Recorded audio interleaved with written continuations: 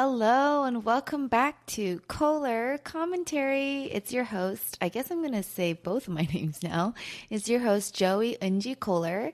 And today I am so excited because I'm going to talk about Court of Gold on Netflix. I'm also bringing back The Husband, because we are in fact talking about another basketball Netflix series. So welcome back, Dr. Matt Kohler. Happy to be back. This feels like such a niche. Yeah, isn't it? Is it niche thing? But I love it because it's fun for me. Well, actually, after we had recorded the Starting Five podcast, you then sent me the Court of Gold series coming up soon after. And so it's kind of nice that you were excited for it. And I will say that I think I enjoyed Court of Gold a lot more. Yeah, me too. To be honest, I've been I was eagerly anticipating it for like months just because I won't give spoilers, but the outcome of it all was like a perfect outcome for me as a fan. So and when I heard they were making it, I was like very, very excited for the documentary. If you are listening, go ahead and pause it if you plan to watch it, because we are going to spoil it at some point. Yeah. Realistically, probably everyone really knows the outcome. Yeah. And So like it's I don't part really of think there's history. Spoilers. So yeah. But Matt, if people have made it up to here and don't know what we're talking about, what is Court of Gold? It's a documentary on the Team USA Olympic basketball team, which this year was very special, I think, because Team USA hasn't been doing very well lately. We have had some bad international losses, which used to not ever happen. So they put together this elite squad of where all the actually best players in the world, like, all wanted to be on the team. It was like a hugely competitive to even make it on the team. And so it was like our true best Team USA team there to recapture like world dominance, which is starting to fade. Fun fact, I think the last 6 MVPs or something have all been international players. Like, we haven't had the best player in the NBA Name in like them. Jokic, Giannis, and Embiid. Although Embiid, Yeah, Embiid played he did play for Team USA, but he's technically an international player. He just like got US. He kind of like chickened out to get a W. But yeah, so it was a really like exciting tournament because it was more even playing field than it has been, but we brought our best. Yeah, I love this series too, because even if you're not a basketball fan, I feel like it also does a good job like bringing in history and bringing in kind of like the depths of different countries and a lot of like player stories. So I still think you would get something out of it in an emotional sense, even if basketball itself or sports itself isn't something of interest to you. Like, I literally had to stop cooking during the last 2 episodes because it was just so good and I couldn't look away. Yeah, I can't wait to talk about it.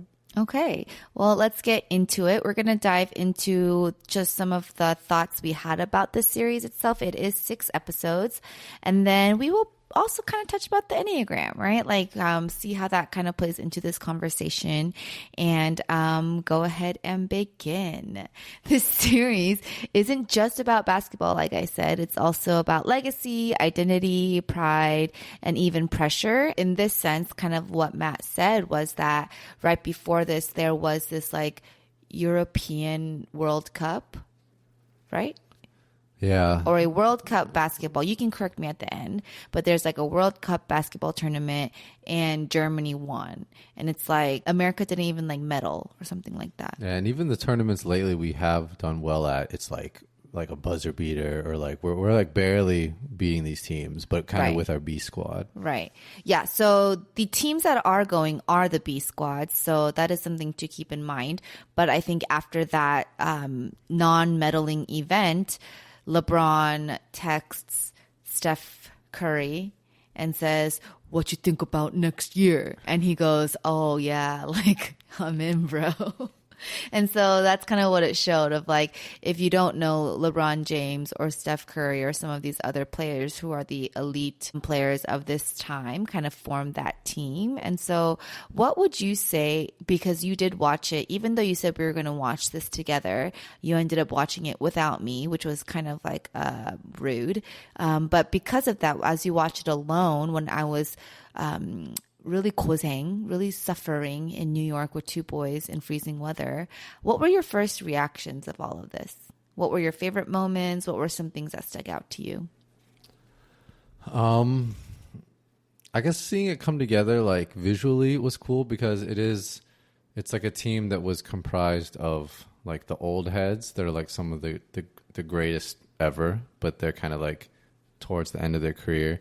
And then there's kind of the people in their peak, like Jason Tatum's and Anthony Davis, yeah, Joel Anthony Embiid. Davis. Yeah, so like guys are like established superstars in their peak, and then sort of the young guys that they're kind of bringing up into the system that are also like stars, but kind of on the younger end. And Like Anthony Edwards. yeah, it's interesting because like Steph, LeBron, KD, they aren't really regarded currently as sort of the best players in the NBA. But when a team like this is formed, you kind of see who naturally rises to the top, and it's still these three. I think because of their legacy, but it's also because it's not a season, right? In a season, there's a lot of factors go into it, but for a tournament, when you play a handful of games, like the older people can excel in like a 10-game span, right? They don't have to push themselves to the limits for like 82 games post playoffs.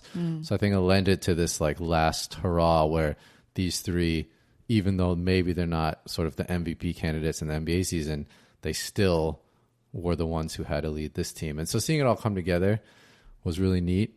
And then there were moments here and there that really stood out. I don't know if you want me to get into like the specifics already. Yeah.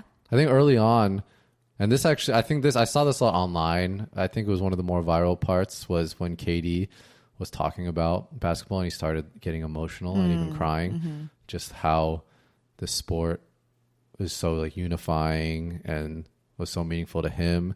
And it was just like a very raw emotion, and it's cool seeing this guy who online is kind of like a troll, and he interacts with all his haters, and people kind of get on him for doing that. But I think he does all that. You see why he does all that, because it has so much meaning to him. Yeah. Just the sport as its own. So he just like, he wants to defend it and be a part of it. And he was saying also how, like, you know, growing up, your neighbors wouldn't even talk to each other or say hi, yet like this kind of sport can bring people together to the other side of the world. And it's just like how beautiful this sport is to him. And I think for me, like, I only really know the troll side of KD, which stands for Kevin Durant, if you don't know that. And something for the listener to get excited about is Kevin Durant is going to be one of the 5 featured in the next starting 5 series. And so I think this for me was like an excitement because I like seeing his like behind the scenes kind of banter and talk. And so I am excited about that. What? yeah. No, it remind him, honestly, when I watched that, it reminded me actually of how important emotionally, even separate from basketball, like Dirk was for you. Yes. And like the Mavericks Yes. championship, because that was, you know, that's kind of part of your like spiritual testimony. Yes. It's part of just like the stuff that brought God's you love. the most joy, like both in the world and reminders of God's love. And it was, through kind of this game, but that reminded me like that, oh, it's like, I know that for you, but even for probably millions of other people and even players who play, how like important sports, I think, in general, but in this case, you know, basketball. Yeah. Speaking of Dirk, he also made an appearance in this docuseries, which I several. loved. And that kind of brings it back to one of the first questions is that the last time this kind of hype around a team was in 1992 with the Dream Team. And that's actually what Dirk said was one of the reasons why he kind of just started to like really take basketball more seriously on another level, because this is when like the best of the best basketball players were coming to this Olympics, when he was really being more serious about the game. And I wrote down like, thank you, Dream Team, because of you, you inspired players like Dirk, who like had such an important impact on me. And so I can't even imagine, right? Like even right now, what this game or this docuseries, or if you were able to follow the actual Olympics in France, like how many more people are being impacted or had been impacted and inspired by the ear tug play of Game 6. I am hopeful that, because I feel like you've kind of lost your sportsness, and even basketball. I always thought it was really cool just how much you enjoyed watching basketball. Like, oh, maybe these Well, things it's because will I decided bring some of that to back. move my life over to you in San Antonio. And then you were the one that wasn't into basketball. You only cared about football. And so at that time, me trying to win your heart, I was like, okay, I'll watch football instead. And I got into football, but a girl can only handle that many sports in an intense way. And because I was away in San Antonio, those home games no longer played.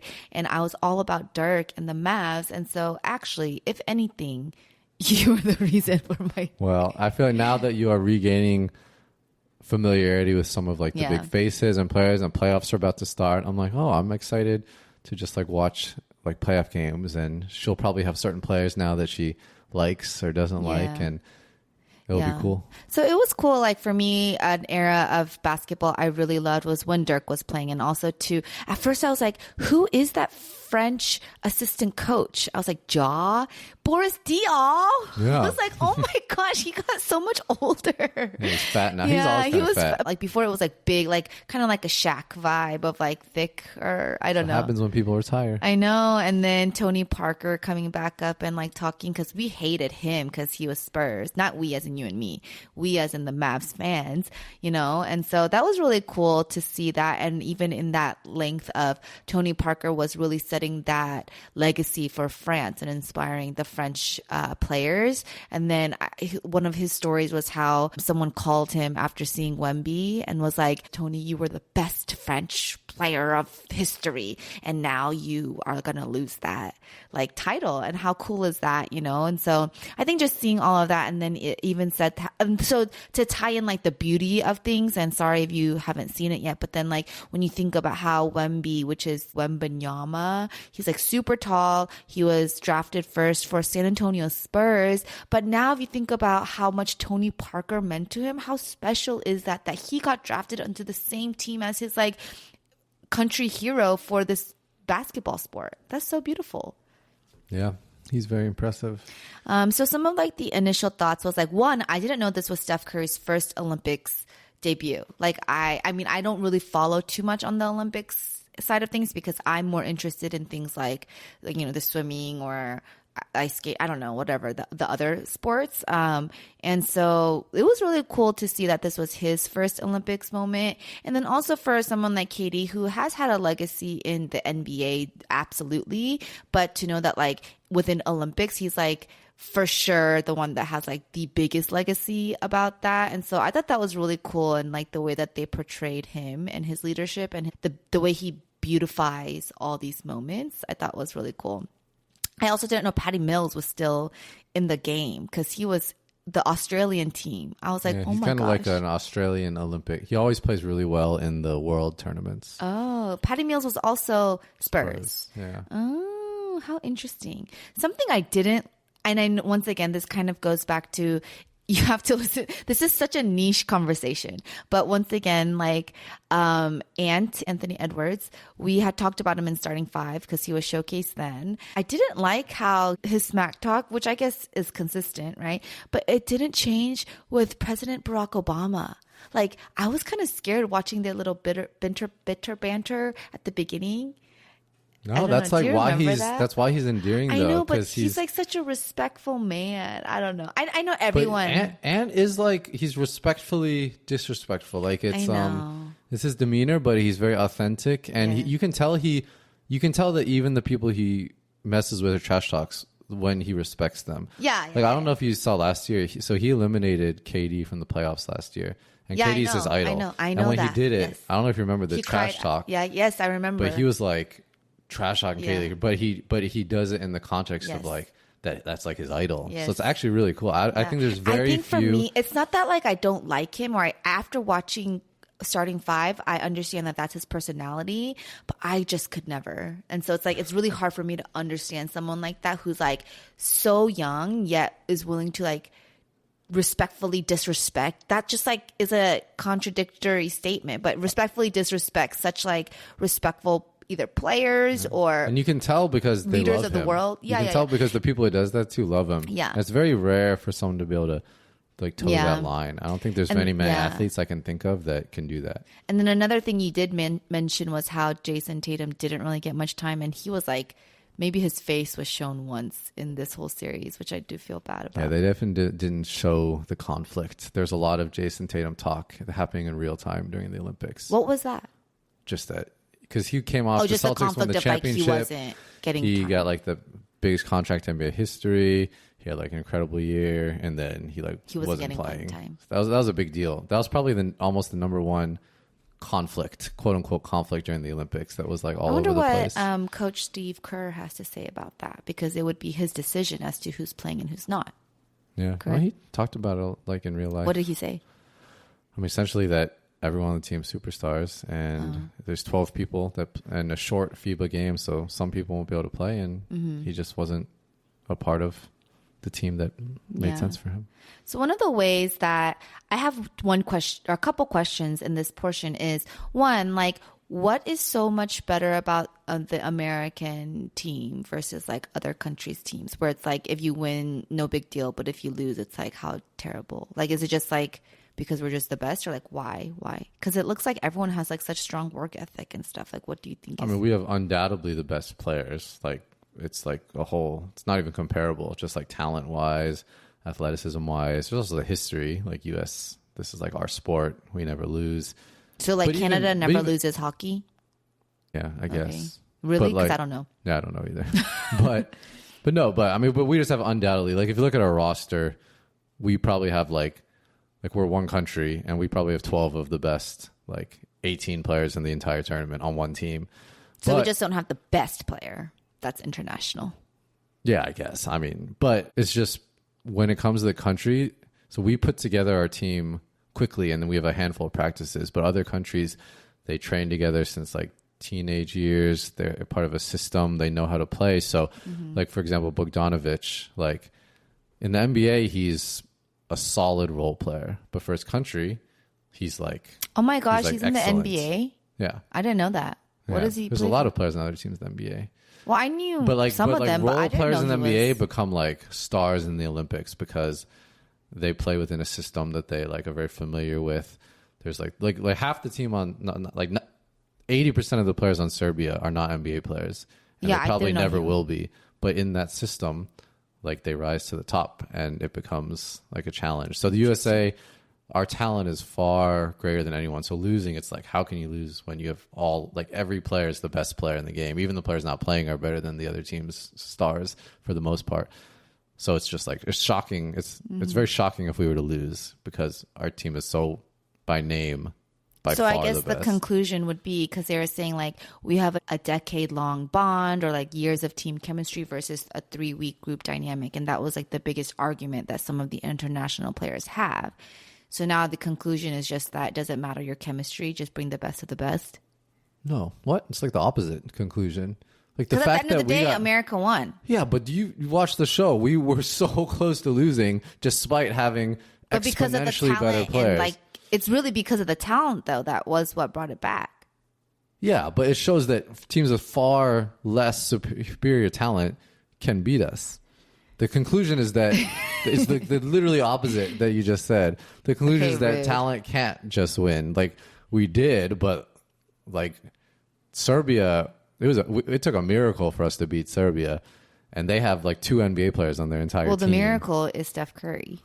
Yeah, that's why I was so excited to watch it. Okay. Well, let's kind of go into the teams themselves because I do have certain things I want to talk about, but we can get them specifically inside. I wanted to ask you, within each of these teams, and I know there was like 5 I wanted to talk about, USA, Canada, Serbia, France, and Germany, but I did decide to take Germany out because I don't have much information about them, just this loyalty to Dirk. Yeah, so some background. They chose before the tournament for this show, they chose 4 teams. And the 4 teams they chose happened to be the 4 teams that like got the furthest almost. Oh. So they were just, I think the last choice was between like Germany and Canada maybe. Yeah, I was like, did they just like foresee the future? So they literally chose 4 and they just got really lucky. But Germany is actually... Because Germany's very good. But Germany advanced further than Canada. They just weren't shown. Or Australia. Like Canada wasn't... Yeah, Canada, they didn't go the furthest. Right. The 3 because teams went the furthest. France, right? France, yeah. But that was in the group games or something, the quarterfinals or something. But overall, they chose the teams before the tournament started, like which see. ones they would get access to. I see. Okay, well, with what you said, then I'm going to take out Germany because they weren't one of the ones followed. And I was like frustrated because I was like, I want to feel like I know them a little more, but I don't. But that's good context is with the Court of Gold, only 4 teams were followed. And so what I want to do is we're going to talk a little bit about each team and their chemistry and also maybe the coach that was in charge. And then just kind of think about what Enneagram maybe would that team look like. And at first I was thinking of that team in the lens of the country itself, but I did realize that actually when I was writing this down, a lot of the team and coach Enneagram did have a somewhat of a correlation because it's not really the country itself, but it's actually the coach or the leaders that have a part in it. Yeah. So should we start with USA or who do you want to start with first? Sure. Okay, we'll just go into it then. What do you think Team USA, so not USA the country, but Team USA's Enneagram is? This is once again, if you remember starting 5, Matt just pulled these answers out of his butt because he just always gets away with things like this in law. I'm just kidding. I mean, I feel like Team USA is the most 9 out of all the teams. 9? Right? Why? Because I feel like they're pretty like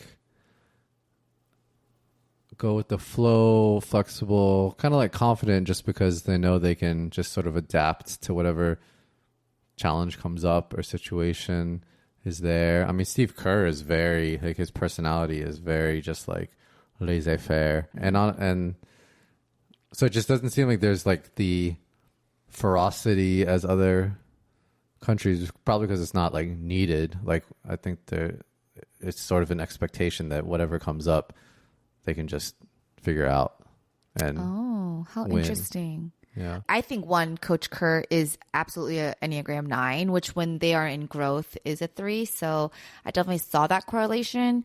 But I think Team USA is the Enneagram 3 to the T. LeBron, what's 3 again? The achiever. USA won their entire identity with this as being the best. And they could not there are certain people that maybe like the FIBA happened and it's like, okay, whatever, I got other things. But they have to prove their identity as the best of the best and to perform in that way and to like live up to this global dominance, if not. And I feel like even with like the pressure that they felt within each game, which we talk about more, right? But like with Serbia and France, like down by so much, I also do think like they're like 3 kicked in for me personally. So what trait specifically? Like what personality type of a 3? Like USA is all about being the best. And it's not just about winning. It's like dominating the narrative itself. Like what's the legacy in that moment of pressure to perform type of time? Like, are you going to deliver that? Or like, you don't think they're like image conscious? Team USA? No, I mean, we're expected to win, but that's just the nature of the talent. But I think like the personality of the team is pretty just like yeah, like we'll figure it out. Like if something comes up, we got it and we'll adapt to it. But I mean, there's not a single right answer. There's more opinion based. I don't know the Enneagram as well as you. I have to look up all the 3 characteristics real quick. For me, like even like when you think of some players, like we ultimately decided LeBron was an Enneagram 3, right? Or like some of the leaders and themselves. There could be some 9, but I think USA is maybe they're a 9, but they're healthy, so they look like a 3 in this setting. That's what I'm going to say. Okay, I think they're Enneagram 3. But I think Steve Kerr is a type 9. And I think one of the quotes I wrote down that he said was that as a coach, you give them the space to do what they do because they're the best players. And I think that's like such a good leader in terms of how you coach and how you let that presence maintain things. And that kind of like peacemaker energy, which can be difficult, but he did a really good job with like balancing the egos that made up this team. And he stayed really calm and poised in really high pressure moments. And so I find that he's a very strong Enneagram 9 coach. Yeah, I agree with that. But I don't think USA and all the people in there are... I think that especially even like their focus on identity and legacy is so big. And I think, like the heart triad. But I think that's because they're coming together in a healthy way. So they're innate nineness is taking on during the Olympic tournament 3 characteristics, personally. Because I think at baseline, it's just like it's like a calm, cooperative, adaptable group. And that's like their foundational characteristic traits. But then when they're in this setting, adaptable isn't just a 9 trait. I see it on my Google right here. But then when they're in this heightened intensity environment, their 3 comes out, because that's like a characteristics they have when they're unified and when they're like well, because healthy. one of the things with Team USA is like peace. You think they're peacemakers, like afraid of conflict? I feel like they're face on conflict. I'm not afraid of conflict, but I think that's when they're like, because I do think it's a pretty peaceful team, but when they have to have a competitive drive, they can bring that out. And that's what they do when they do well. But like, potential challenges of a 9. Complacency, certainly. That's like how we struggle when we just feel like we're the best and then we don't like work but that's to also our best. a 3. We can become passive. A 3 and that's complacent. unhealthy goes to complacency or goes to certain things of comfort. Yeah, but I think when we're in a really strong place, we get these key traits of a 3. Like, I think that it was an Enneagram 3 and then it became an unhealthy 9 in the past, and now it's back to a healthy Enneagram 3. I think these are both interesting, valid it's just arguments. because you're an Enneagram 9 and you want to be USA. I don't care about you that at all. You are absolutely Canada, which is next. No, Canada's not a 9. Yes, Canada is a 9. Oh my gosh. What do you think Canada is? I need to know these better, but I don't think Canada's a 9. That's not the Canadian, the country. Just so kind and like. But see, now you're just saying the country. You're not talking about the actual characteristics. Even of the when team. they would do their final chants, it'd be like 1, 2, 3, Canada. Like no passion, no like oomph. It's just like. I think Canada is more of a 3 than the USA is.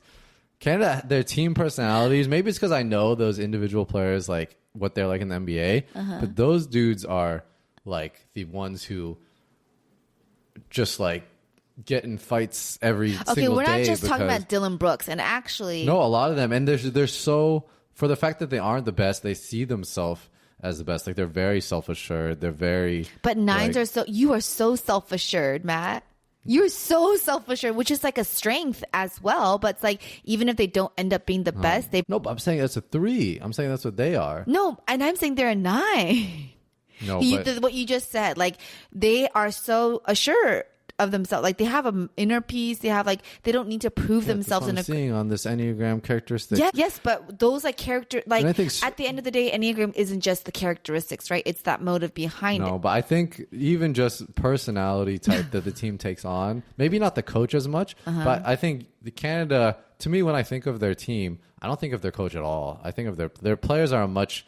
That's greater because arguably aura. he has. Oh, and in Canada right now they have this player SGA Shea Gillis Alexander, who will also be a player in starting 5 in this upcoming season 2. So that's also exciting. To win MVP this year. And so he is someone that maybe for me, you're right, because I didn't get to know their whole story. But from the Court of Gold, he doesn't seem like all up in that space. He looks like he seems like a peacemaker. He's a pretty cocky dude. Well, it didn't seem like it. So I think you're judging based off. And then Kelly, that Kelly guy, he just cried. Yeah, because they lost their dream. I know. I think you're basing it on the country and the coach, neither of which I think are the foundational. Because for me, I was thinking, as of what I saw, SGA embodies a more quiet power, a classic 9 wing 8, which he's is not you. Loud, but you are a 9 wing 8. No, he has a different sense of. No, anyways. So I think I'm opposite so of you. annoyed right now. Why would you get annoyed just about a healthy conversational differences? I can be annoyed in that. It can still be healthy. Am I like throwing a fit? No, I'm just stating that I feel annoyed. Anyways, but I guess, yes, for me, I only have context of this show. And in this show, Canada seemed like a very humble, chill vibe and strongly aligned with one another. And for me, that's also a way that they keep peace as a team. They're able to find that unity. And maybe Dylan Brooks was an edgier player, but also when he's off the court and it showed him, he's such a like misunderstood guy. And so I just thought that. But whatever. 1, 2, 3, moving on. And Steve Nash looks like such a 9. He has nothing to do with their team right now. Steve Nash is a Canadian player. In the past. Yes. All right. Well, did you have any thoughts on the coach? I don't know how I would like type him. I didn't feel like I got enough information. Besides that, he's from Barcelona. I don't really have much to say about him. Okay. Does this calm confidence of Canada's make them even more dangerous over time? They unfortunately lost right away. The next one's going to be like real scary. Just because Shea was going to be like one of the best players in the world. I don't know. He's pretty young. I don't know exactly. Probably, I'm guessing 25. Look it up. See if you're right. 26. Oh, very close. Good job. So he'll be like in his prime, basically. And then, I mean, they have the most NBA players besides USA by far.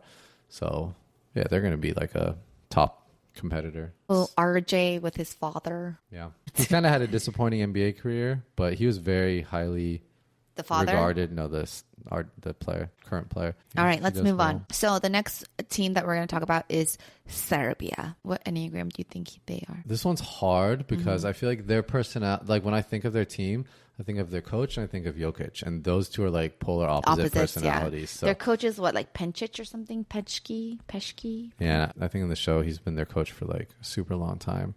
So he seems very foundational to their teams. Peshik.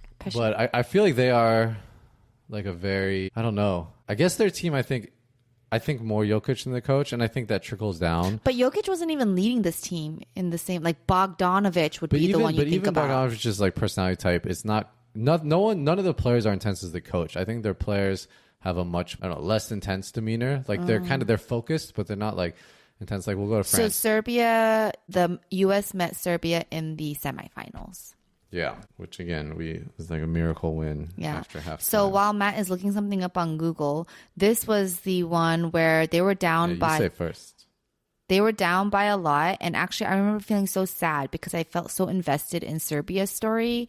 And then even at the end, the coach goes, we were up by 35 and then we lost. F it. That's what happens. And move on. You did good. And then they just like huddled out. And I was like, how interesting. Like, but one thing about Serbia that I also noticed was like when one of the assistant coaches was asking the head coach, like, like, what about we go out for dinner tonight or something? And he was like, why? He goes, just like change the scenery a little, like treat the staff and like treat the players or something like that. And he was just like, no, we eat here. And I think in general, that's like the vibe I got from Serbia is they are very like, to the T, like this order. And then at the end, because I thought they were heartbroken from what happened, and then they like won third place, spoiler alert. And then like they were just like goofing off and like happy and all of that. And I was like, wow. And even the coach was all like goofy and happy. I was like, they just like can't have that fun till the whole thing is done. Like their order. Not just that. I think you're also... keep in mind, I have a biased view of just the series, okay? No. But in a tournament like this, I think because being they're going against America. Being Americans, we think below gold is a failure. But to win a bronze medal as Serbia is like actually like an enormous achievement. But the way that they were shooting and recording this, like producing it, made it seem like all they could want is gold. No, I mean, I think they were devastated to lose to us in the way they did, but that didn't define their tournament. They came out of it. And, in a tournament like this, only two teams end on a win. The one who wins gold and the one who wins bronze, not the silver. They end on a loss. And anyways, I think I know what I think they are. Okay. A 1. I put a 1. Right. Oh, we finally agree. But it's nice because like with Canada and America, it's not that we disagree crazily. Like I can see your point, but I disagree strongly for both of them because that's wrong. But with, Serbia, what do you think they're a 1? Just how they play, their play style, their preparation. It's very organized. It's very like intentional. They're very principled in like the way they approach the game, even in the game itself. Like I think that's why they can do so well. And it starts with Jokic just being like the ultimate orchestrator of a team, and then all the pieces just fit around him. But they can be probably like the second best team in the world, despite only having like 2 NBA players, because they play in such a controlled kind of like perfectionist way. Where, like every pass has meaning and their plays are very and then, I feel like even not going out was like you have to finish it with perfection to how you are trained and disciplined. So I feel like you hit everything that I wanted to. And actually, if we think about one of the funniest girls at TBC, Kim, she's a 1. Jokic is a 1, you know? And Jokic's side in the show is so different than in the NBA. So it's cool seeing him in a team that he's so like passionate about, because it doesn't come out in the NBA. Yeah. One of the things as well, I like to pay attention to the chants or like the team huddles. And before, after every game, and even after that like loss to America, it's like there's this like, who's the best? Serbia. You know, like also very calm, but like that's an identity speaking over themselves, I feel like. And so I thought that was very cool. They also hold themselves to a very high standard. And so I think that also is like they don't set a standard like that towards others, but for themselves, there is this like very high standard that they set. So I'm glad that we do agree on that one. I don't know if Jokic would be a 1 itself, but in this team, I saw at least the coach also kind of have that stoic, principled leadership. And then at the end, he was like smiling and stuff. I thought it was just really cute. And a 1 in different paths, right? A 1 can go to a 7 in growth. And like, that is like the more playful side. But I think you don't have to like stereotype characteristics. I think Jokic is a 7 in real life. Just him. Maybe. I don't know. 7, once again, isn't just like every type can be goofy, you know? Yeah. Because so far you haven't said anything about Jokic that makes me think he's a 7. But yeah, I mean, they are private, right? Like they don't want to do the starting 5s or stuff like that, you said. Mm-hmm. Okay. And then last but not least, as you would say, the loser of the Olympics because they got silver. They had a great Olympics. Well, France. I think an 8. Oh, why? Because even the way they talk to each other, like in half times and before, like they're willing to confront each other very intensely. To like they're willing to like criticize, they're willing to confront. Like it serves a purpose of doing their best. But I think they're the most confrontational, like in the locker room. I think they're willing to call out flaws. I also think they are like pretty self-confident, like above probably what they should be. And that helped them do really well. Like I think they almost have like an unrealistic expectations, but they do it very like willfully. And yeah, I think stylistically they're the one team that uses that like confrontational dynamic sort of on purpose, like to their advantage. Even their leaders, like even Batum, who's very like he's so friendly, he's so nice, but I don't remember in the locker room multiple times he's just like cussing and screaming and just like saying like, how are we playing like this, like all that kinds of stuff. Regular. Oh, interesting. I am leaning towards a 4. The heck is a 4? It's the individualist. Individualists are like my brother. I still feel like Jimmy Butler. I can see the 8, but like when I think of France, I also think of Jimmy Butler. But I also can see the 8, but I think of 4. Even their stories, like this beauty to ashes kind of thing, like all of them go through these traumas, and that's what builds them and gets them stronger. You can see that's kind of a French way. Yeah, like and there's French like even country, the I think of as a 4. artistry, you know. And so I feel like even the way that their stories, like for Batum, is he the captain?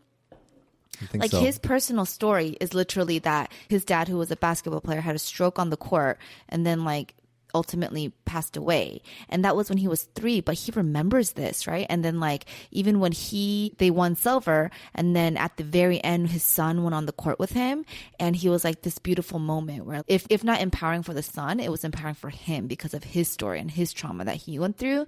And I think not only Force, but Force had the ability to bring that kind of beauty into something like that. And I do feel like that was brought out a lot. I think the coach maybe is like a type 5, or like more analytical and reserved in his style. One of the things about France is that they didn't even participate in their own opening ceremony.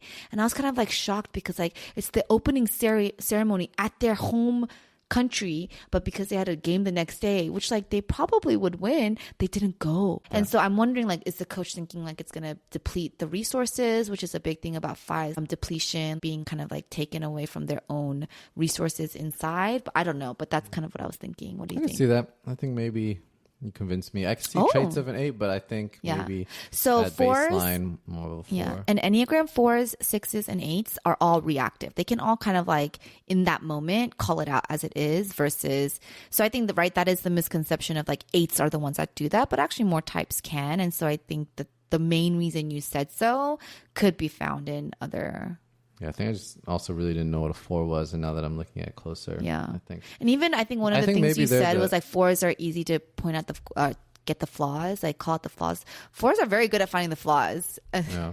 I think maybe they're the team that most takes on what I would think of the country itself. France feels like a 4 country. Yeah. And even Wemby, I'm not sure if he's a 4 or 9, but someone was like, how do you do this?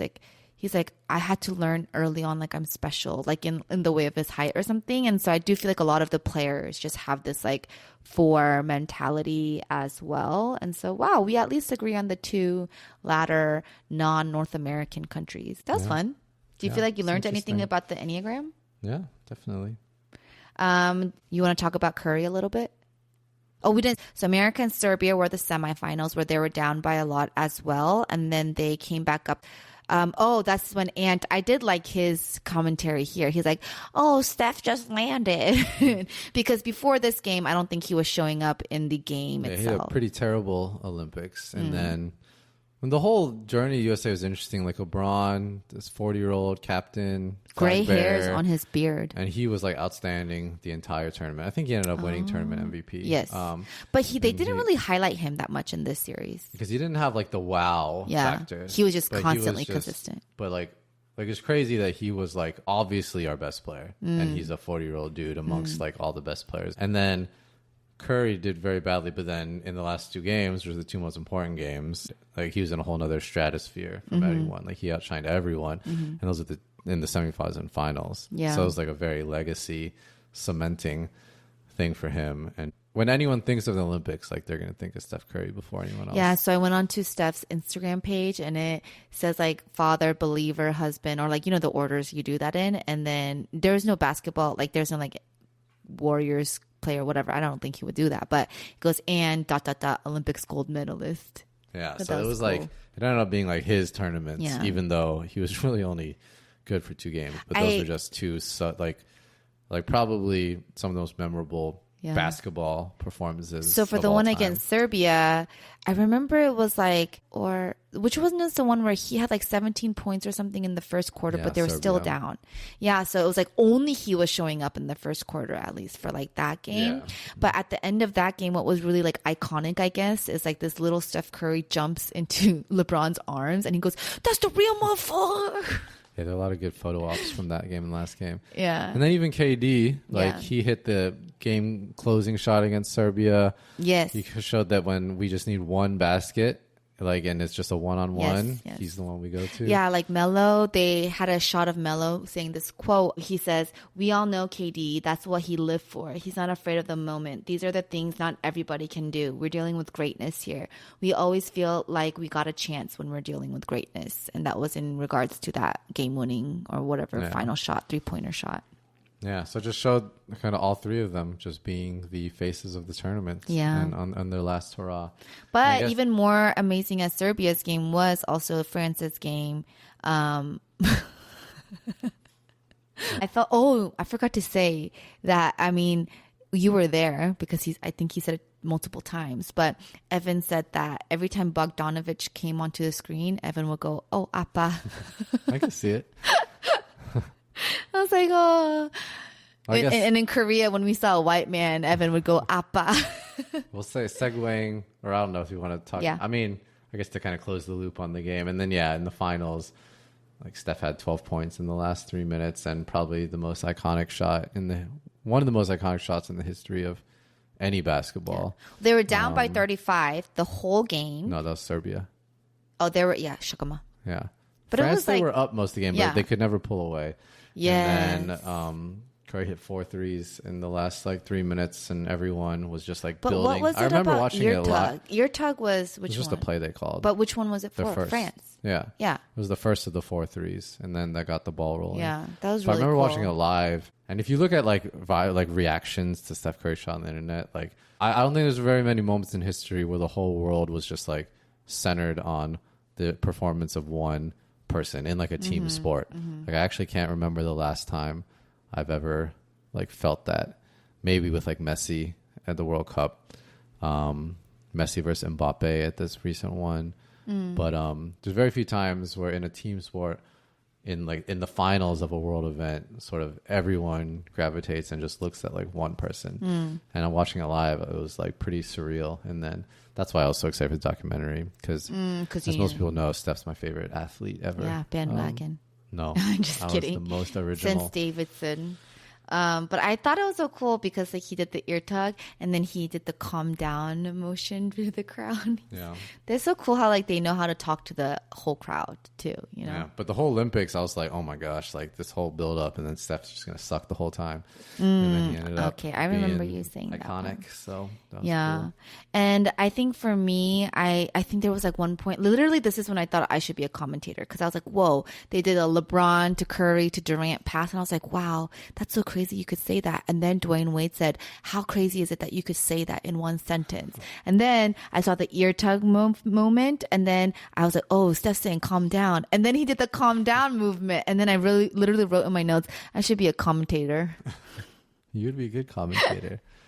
But I thought it was cool because like that's when he kept saying like what they gonna say now, you know, and like the only time I've heard that was when Jason Tatum said that after they won because it's I guess more than it's like personal to one player, it's like it's kind of a saying you say. I didn't know that. But is that because like Steph has always got an argument like controversy? Well, so that or kind what of was catchphrase that? came after the Warriors won in 2022. Oh. And then Steph got like Finals MVP and like another championship without Oh, so what KD. they're gonna say now is actually more so for Steph. Yeah, but then that's Jason what they- Tatum did use it in his. Yeah. Oh, I see. Oh, how interesting. All these things kind of come full circle. And then some other things I did enjoy was like I loved how it was like showing Steph showing how to like pop a champagne bottle and shake it, and then Ant from behind kind of doing it because he's never shaken a bottle like that yet. But I think it was like cool, also like a hopeful montage of, like you said at the beginning, the various buckets represented and the season, the prime, and the young guns or whatever. And like it ends with this seasoned player. Hopefully one day next to him will be this other young player shaking the champagne bottle. What a great way to tie it. And do we want to talk about Devin Booker a little bit? What about? Well, when it was over, I like for Devin, he was just like kind of vlogging the whole time. But then after it was all over, you said, "Oh, you should get his his own vlogging thing," which it says, "I'll do it now." So I had to ask ChatGPT, "What does I'll do it now mean?" Because at first it just said it's when you'll do it right now. But then they said in regards to Devin Booker's social media post, and it said that because all these players are like star players, right? Like, how are you going to put all this star energy into one team? But then he was like, I'll do it. Well, so Is in regards to his teammate Kyle Kuzma. yeah, yeah, but it was very foreshadowing because Yeah. it was many years ago, and this the idea, the concept of the next Team what was USA, and then Kyle Kuzma basically said like, oh, well, who's going to be the person just willing to like stand in the corner and shoot threes, and basically saying what star is going to be willing to just be a role player. Yeah. And then Devin Booker just tweeted, "I'll do it," and then Yeah. he ended up doing it, and he performed very well at the Olympics. Outside of the big three, he was probably the fourth most Yeah. important player. And like in his vlog, I saw more of that. But I was like, oh, I didn't Did you really watch the whole thing? Yeah. Yeah, that was cool. Yeah. I really want him and Suni Lee to start dating. Yeah. I don't really know about that. But okay. I guess you asked who came across best. Mm-hmm. And who I maybe think- who didn't you like? If there was I one. disliked anyone. Okay. But I think Bogdan, Batum. Yeah. Why did you think like one- Batum and Bogdanovic? Batum just feels like a leader, just very like leadership quality. I think Bogdan just like his personality really shined through. I think just like a guy that was like, oh man, it's a cool guy. You know who they didn't ever show? Dobranovic. He's not very important. And I nor wrote, in the NBA. it's because you missed that final three, sucker. You didn't get no screen time because you. Yeah, we probably would have lost if he made that. I know, but if he made that, think about how different his name would have been throughout the entire series. Oh, one little shot. Sorry, man. I hope you never listen to this podcast because I'm sure that still haunts you, you know? But I think one of my favorite moments was also after the Serbia game, which was the semifinals where they were down by so much. Katie like shares like how like, wow, like they were all in this group and there's like this kind of team bonding, you know, it's like life changing, these kind of things or whatever. And so I remember thinking like that was just really cool. Yeah. I'm excited to see KD. So do you remember who the 5 players are that will be shown? Was it KD, Harden, Halliburton, Shea, and someone? Halliburton was also on the team, but I guess he also decided... He was like the 12th man. He was like the guy who everyone knew wasn't going to play very much, even from the beginning. Jaylen Brown. Jason's teammate. So they're currently like interviewing them right now, right? Yeah. Or like doing Yeah. it. Very cool, very cool. Okay, well, we were going to do 2 different topics in one episode, but we're going to split it up as of now. So any final thoughts or things you want to share? What's next on our niche topic series? Maybe we can do a post NBA playoffs. Oh yeah, podcast. we were excited to maybe watch And the NBA. You can say somewhere. who draws you in during the playoffs. Which is starting soon. Oh Starts my this gosh. week. Well, the playoffs run till like the end of June. That's true. Okay, well, this shows when we started recording this. But, okay. Oh, what do you think, Steph? I wanted to ask you, what do you think Steph's Enneagram is?